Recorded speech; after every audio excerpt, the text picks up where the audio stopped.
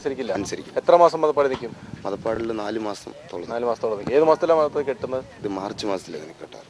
March കെട്ടി March, April, June, July കെട്ടി. ആനൻ്റെ അടുത്ത് വല്ലാണ്ട് അഹംഭാവം നമ്മൾ കാണിച്ച് കയറി ചെന്ന് ചെയ്യാൻ സമ്മതിക്കില്ല. ഇടയ്ക്ക് ഓരോന്ന് കിട്ടാറുണ്ട്. ഇടയ്ക്ക് ഓരോന്ന് കിട്ടാറുണ്ട്. എന്തിനായിരിക്കും ചെയ്യുന്നത്? എനിക്ക് ഇഷ്ടപ്പെടാത്ത കാര്യങ്ങളൊക്കെ. എന്തായിരിക്കും നമ്മൾ ഇഷ്ടപ്പെടാത്ത കാര്യം ചെയ്യുന്നത്? നമ്മൾ ഈ മുഖങ്ങളൊക്കെ കഴുകുമ്പോൾ അങ്ങനെ നോക്കാം. മുഖം കഴിയുന്ന സമയത്ത് നമ്മൾ മുഖം കഴിയുന്ന ഇഷ്ടമല്ല. അതൊക്കെ ഒന്നാമനാണെന്ന് അവനൊരു തോന്നലുണ്ടാവും. നമ്മൾ കഴിയുന്നവന് ഇഷ്ടമല്ല. ഇല്ലല്ല. ഇന്നലെ എന്താണ് ഒരെണ്ണം കിട്ടിയെന്ന് പറഞ്ഞത്? ഇതിപ്പോ ആനക്ക് വല്ലാണ്ട് നമ്മൾ കയ്യിൽ നിന്നും പിടിച്ച് കഴുകണമെന്ന് എനിക്ക് ഇഷ്ടമല്ല. ഞാൻ ഇന്നലെ ശ്രദ്ധിക്കാണ്ട് കഴുകുകയൊക്കെ ചെയ്തു. കിട്ടി. എന്താ തുമ്പിക്ക വെച്ചാൽ കൊമ്പിനെ നിരത്തിയുള്ള കിട്ടി. അത് പൊട്ടിയില്ല? ഇല്ല ഇല്ല, ചതവായിരുന്നു. നല്ലോണം തന്നെ കിട്ടി. ആണല്ലേ? ജനിച്ച കാലം മുതൽ പായസം തിന്ന് അമ്പലവാസി കുട്ടിക്ക് പായസമെന്ന് കേൾക്കുന്നത് തന്നെ മനംപിരട്ടലെന്ന് പറഞ്ഞ മാതിരിയാവാം 3-ാം വയസ്സിൽ അമ്പലമുറ്റത്തെ അന്തേവാസിയായ രാജശേഖരന് എണ്ണപ്പലഹാരങ്ങളോട് തന്നെ അലർജിയായത്. പക്ഷേ എന്തൊക്കെ പ്രശ്നങ്ങളുണ്ടെങ്കിലും മനസ്സ് എത്ര കണ്ട് പ്രക്ഷുബ്ധമാണെങ്കിലും രാജശേഖരന്റെ എടുത്തുചാട്ടങ്ങൾ, കൈവിട്ട കളികൾ അവയൊരിക്കലും അതിര് കടക്കാറില്ലെന്നതും കൊലക്കളിയായി തീരാറില്ലെന്നതും കല്ലേക്കുളങ്ങരക്കാർ അഭിമാനത്തോടെ തന്നെയാണ് സാക്ഷ്യപ്പെടുത്താറുള്ളത്.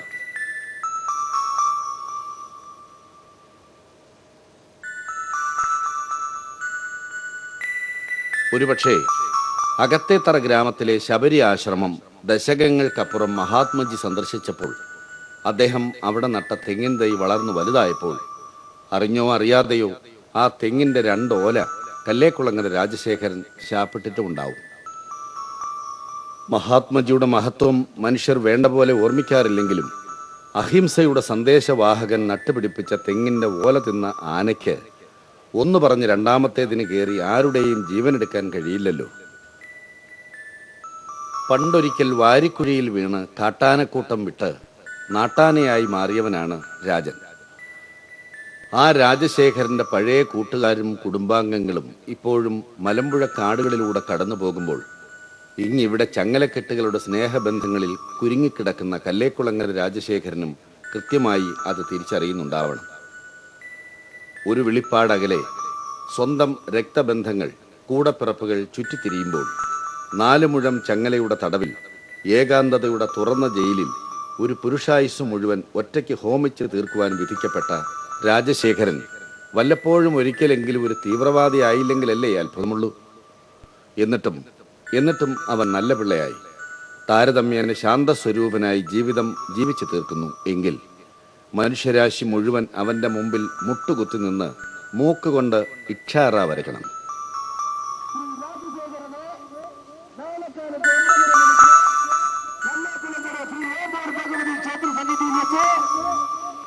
എന്നാൽ ഇവിടെ ഈ ദൈവത്തിന്റെ സ്വന്തം നാട്ടിൽ നാട്ടാനപ്പാവങ്ങളുടെ ദൈന്യതയും വിലാപങ്ങളും എത്ര പേർ കേൾക്കേണ്ടതുപോലെ കേൾക്കുന്നുണ്ട് എന്നറിയില്ല.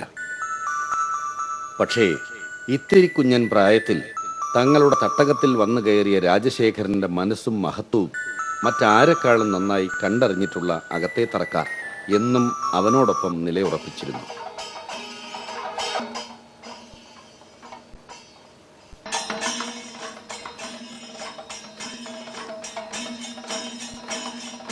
നീണ്ട 40 വർഷക്കാലം തങ്ങളിൽ ഒരുവനായി, തങ്ങളുടെ മണ്ണിന്റെ അഭിമാനമായി, അകത്തേത്തറയിലെ കുഞ്ഞുങ്ങളുടെ കളിത്തോഴനും വല്യേട്ടനുമായി നിറഞ്ഞറിഞ്ഞ് ജീവിക്കുന്ന രാജശേഖരന് യഥോചിതമായ ഒരു അംഗീകാരം സമർപ്പിക്കാൻ ഒരു നാട് ഒറ്റക്കെട്ടായി അങ്ങ് തീരുമാനമെടുക്കുകയായിരുന്നു.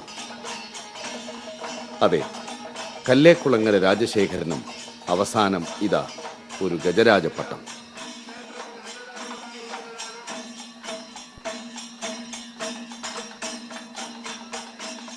നാട്ടിലെ ആനയ്ക്ക് ഒരു 40 വർഷമായിട്ട് ഇവിടെ ഉണ്ട്. ഇപ്പൊ പെട്ടെന്ന് ഒരു ഗജരാജപട്ടം കൊടുക്കണം എന്ന് നിങ്ങൾക്ക് തോന്നലുണ്ടാകാൻ കാരണം എന്താ? എന്തുകൊണ്ട് ലക്ഷണമുള്ള ആനകളിൽ, നാടൻ ആനകളിൽ ഒന്നായ ശേഖരൻ്റെ വലുപ്പവും ലക്ഷണവും എല്ലാം കൊണ്ടും, കൊമ്പ്, അതേപോലെ തന്നെ തുമ്പിക്കൈ, അതിൻ്റെ ആ ശേഖരൻ ആന നിൽക്കുന്ന സമയത്ത് തലയാട്ടിയിട്ട് നിൽക്കൂ. മാത്രമല്ല ചെവി അതേപോലെ തന്നെയാണ്. ഏതൊരാനയ്ക്കും അങ്ങനെയുള്ളതായ ഒരു ലക്ഷണം നമ്മൾ കണ്ടിട്ടില്ല. അപ്പോൾ അതുകൊണ്ട് പിന്നെ ഉയരം കൊണ്ടും ഒക്കെ തന്നെ നല്ല ലക്ഷണമുള്ള ആന. അതുകൊണ്ട് ഞങ്ങൾക്ക് രാജശേഖരൻ ആനയ്ക്ക് ഗജരാജ പട്ടം കൊടുക്കണം എന്നുള്ളതായ ഒരു താല്പര്യം ഞങ്ങളെ സംബന്ധിച്ചിട്ടുണ്ട്.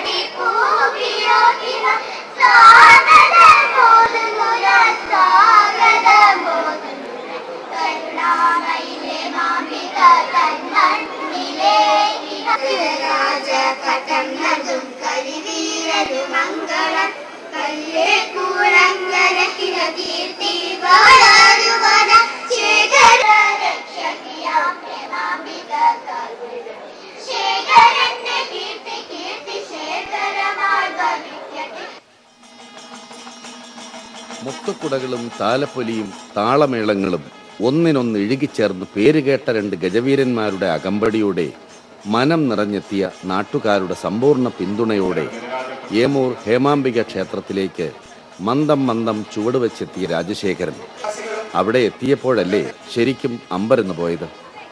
ഇത് ഇത്രയും വലിയൊരു മഹാസംഭവമായിരിക്കുമെന്ന് അവൻ ഒട്ടും വിചാരിച്ചതല്ല. എങ്കിലും അവനൊരു പരിഭവം. തന്റെ പേരിൽ ഒരു പരിപാടി സംഘടിപ്പിച്ചിട്ട് സ്റ്റേജിൽ കയറി വിലസിയിരിക്കുന്നതും വിളക്ക് കൊളുത്തുന്നതുമൊക്കെ സ്റ്റേജിന് പുറത്തു മാറി നിന്ന് കാണേണ്ടി വരുന്നല്ലോ എന്ന ഇത്തിരി വിമ്മിട്ടം. പക്ഷേ ഇന്നിവിടെ തന്നെ കഴിഞ്ഞേ മറ്റാരുമുള്ളൂ എന്ന് കല്ലേക്കുളങ്ങര രാജശേഖരന് ഉറപ്പിക്കാൻ പാകത്തിലുള്ളതായിരുന്നു ആ ഗജപൂജയും ജനക്കൂട്ടത്തിന് അവന്റെ നേർക്കുള്ള ആരാധനാ മനോഭാവം. ഇന്നും ആന മനുഷ്യർക്ക് ഇണങ്ങിയിട്ടില്ല. ഇന്നും അതൊരു ഒരു വന്യമൃഗം തന്നെയാണെന്നർത്ഥം. 10,000 കൊല്ലമായിട്ട് മനുഷ്യരോടൊപ്പം ജീവിച്ചുകൊണ്ടിരിക്കുന്ന ഒരു വർഗ്ഗമാണ്. പക്ഷെ അതിന്റെ പ്രത്യുൽപാദനം പ്രജനനയും ഒക്കെ മനുഷ്യരുടെ കൂടെ അല്ലാത്തത് കൊണ്ട് മറ്റുള്ള ജന്തുക്കളൊക്കെ പശു മാടനായ പട്ടി പൂച്ചയൊക്കെ നമ്മുടെ ഒപ്പം ജനിച്ച് നമ്മളൊപ്പം വളർന്ന് നമ്മുടെ ഒപ്പം അതിന്റെ സന്താന പരമ്പരകളെ സൃഷ്ടിച്ചുകൊണ്ട് വളർന്നത് കൊണ്ട് കൂടി ആവാം മനുഷ്യരായിട്ട് ഇണങ്ങിയിട്ടുണ്ട്. മാടമ്പാശാന്റെയും മറ്റു ചില നിലയ വിദ്വാൻമാരുടെയും പരദൂഷണവും പാടിപ്പുകഴ്ത്തലുമൊക്കെ 10 നിലയിൽ കത്തിക്കയറി കഴിഞ്ഞതോടെ പിന്നെ പട്ടാഭിഷേകത്തിന് നേരമായി. ചിലരുടെയൊക്കെ പ്രസംഗം കേൾക്കുമ്പോഴുള്ള പുകില് പറയാണ്ടിരിക്കുന്നത് തന്നെയാ ഭേദം.